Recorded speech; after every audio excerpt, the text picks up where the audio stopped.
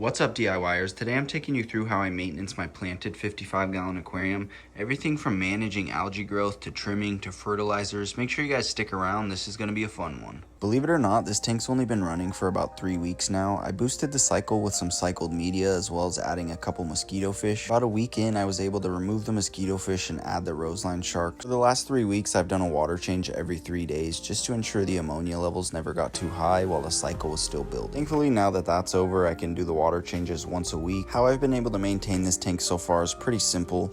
I do my water changes like everybody else, usually about 25 to 30%. You don't usually have to do really big water changes unless there's something wrong with your tank. And of course, make sure you dechlorinate your water every time you refill your tank. You don't want to crash the cycle with chlorine from tap water. As for filtration, I've only had 2 sponge filters in here for the last 3 weeks. I just recently got a hang on the back filter as well. It wasn't really necessary, but extra filtration never hurts. That actually brings me to my next point, which is how to control algae growth. The 2 main factors when it comes to algae growth is too much light and too much nutrients. So make sure you don't keep your light on all day. I recommend like 6 to 8 hours a day. If you get yourself one of those automatic timers, it makes it really easy and you don't have to mess with it. And don't worry about your plants, that's still enough light for them to grow and thrive. Now, as for excess nutrients, most of the time it's because you're overfeeding, your tank's overstocked, you're not doing your water changes, or you don't have good filtration. All 4 of those components are really important when it comes to managing algae growth and keeping your plants healthy. So if you can dial in your light schedule and keep the nutrients low, it's really easy to manage algae. Now we're going to go over trimming your plants. This can be overlooked, but it's still pretty important. Sometimes the taller plants, since they're closer to the light, they get algae at the top, so trimming that off is pretty important so it doesn't spread to the rest of the plant. Trimming also just encourages new growth, so it's always good. And with stem plants, when they get too tall, I usually just trim the top off and then put it back in the sand. Basically like a whole new plant at that point, and it'll just continue to grow, which gives you more plants over time. Let's move on to fertilizers. I use liquid fertilizers like Flourish from